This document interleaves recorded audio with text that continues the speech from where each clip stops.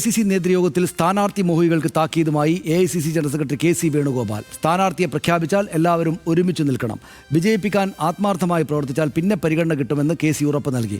നിയമസഭാ തെരഞ്ഞെടുപ്പിൽ സീറ്റ് കിട്ടാത്തവർ വിഷമിക്കേണ്ട എന്ന് മുതിർന്ന കോൺഗ്രസ് നേതാവ് AK ആന്റണിയും ഇന്ന് പറഞ്ഞു.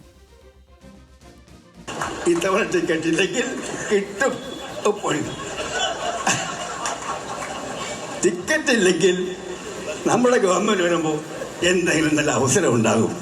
അതുകൊണ്ട് ആരും പണിയെടുക്കാതിരിക്കേണ്ട. നമുക്ക് കേരളത്തിൽ വേണ്ടത് ആര് MLA എന്നുള്ളതല്ല, ആര് മന്ത്രി എന്നുള്ളതല്ല, ആര് മുഖ്യമന്ത്രി എന്നുള്ളതല്ല. നമുക്ക് ഇലക്ഷൻ കഴിയുമ്പോൾ കേരളത്തിൽ ഈ പിണറായി ഗവൺമെന്റിനെ താഴെ ഇറക്കണം. വിവരങ്ങളുമായിട്ട് ബിനിൽ ലീല സാബു ചേരുന്നു. ബിനിൽ, ഇതിപ്പം രണ്ടുപേര്, AK ആന്റണി മാത്രമല്ല KC വേണുഗോപാലും, സംസ്ഥാനത്തെ ഏറ്റവും മുതിർന്ന ഏറ്റവും തലപ്പൊക്കമുള്ള രണ്ട് നേതാക്കൾ ഇന്ന് കോൺഗ്രസ്സുകാരോട് പറഞ്ഞത് പ്രധാനമായിട്ടും ഒറ്റ പോയിന്റാണ്. അതായത് നിങ്ങൾ സീറ്റ് കിട്ടിയിട്ടില്ല എന്ന് പറഞ്ഞ് വഴക്കിടരുത്, നിങ്ങൾക്ക് സർക്കാർ കിട്ടുകയാണെങ്കിൽ നിങ്ങൾക്ക് എന്തെങ്കിലുമൊക്കെ കിട്ടും, നമുക്കൊരു പദവി ഉണ്ടാകും. അതുകൊണ്ട് ഈ സർക്കാരിനെ താഴെ വീഴ്ത്തിയിട്ട് UDFൻ്റെ സർക്കാർ രൂപീകരിക്കുക എന്നതിന് വേണ്ടി പണിയെടുക്കേണ്ടത് എത്രമാത്രം വലിയ ആവശ്യമാണ് എന്നിരുവരും പറഞ്ഞു. രണ്ട് കാര്യങ്ങളാണ്. ഒന്ന്, അങ്ങനെ സർക്കാരിനെ താഴെയിട്ട് പുതിയ സർക്കാർ UDFൻ്റേതായിട്ട് വരണം.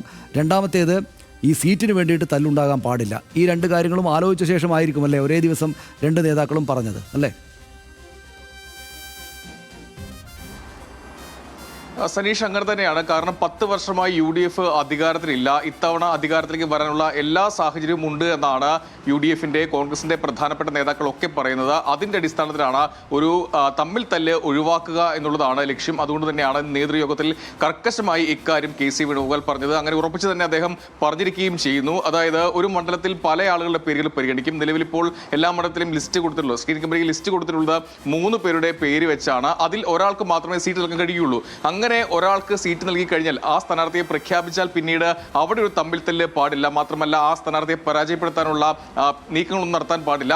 അങ്ങനെ നീക്കമുണ്ടെങ്കിൽ അത് കർക്കശമായി പാർട്ടി നേരിടുമെന്നാണ് അദ്ദേഹം ഇന്ന് ഈ നേതൃയോഗത്തിൽ പറഞ്ഞത്. എല്ലാവരെയും പാർട്ടി നിരീക്ഷിക്കുമെന്നും അദ്ദേഹം ഈ മുന്നറിയിപ്പ് നൽകിയിട്ടുണ്ട്. അതിൽ ഈ സ്ഥാനാർത്ഥികളല്ല അവിടെ പരിഗണനയിൽ പേരുണ്ട ആളുകൾ എങ്ങനെയാണ് തെരഞ്ഞെടുപ്പിൽ പ്രവർത്തിക്കുക എന്നുള്ളത് പരിശോധിക്കും. മാത്രമല്ല ഈ തെരഞ്ഞെടുപ്പിൽ പരാജയപ്പെടുന്നവർക്ക് മറ്റ് പദവികൾ ഉണ്ടാകില്ല എന്നും നേതൃയോഗത്തിൽ അദ്ദേഹം അറിയിച്ചിട്ടുണ്ട്. അതോടൊപ്പം തന്നെ ഏറ്റവും പ്രധാനപ്പെട്ടത് ഇക്കാര്യത്തിൽ പാർട്ടി ചില തീരുമാനങ്ങൾ എടുത്തിട്ടുണ്ട്. അതായത് ഈ സ്ഥാനാർത്ഥികളെ പ്രഖ്യാപിക്കുന്നവരെ അവരുടെ പ്രവർത്തനത്തിന്റെ അടിസ്ഥാനത്തിലായിരിക്കും ആ രീതിയിലായിരിക്കും അവരുടെ പേര് പ്രഖ്യാപിക്കുക. അതോടൊപ്പം തന്നെ അർഹതയുണ്ടായിട്ടും മാറി നിൽക്കുന്ന ആളുകളുണ്ട്, അവർക്ക് സീറ്റ് വേണ്ട, സ്വയം മാറി നിൽക്കുന്ന ആളുകളുണ്ട്. അത്തരമുള്ള ആളുകളെയും അധികാരത്തിൽ വരുമ്പോൾ പരിഗണിക്കുമെന്നാണ് അദ്ദേഹം പറഞ്ഞത്.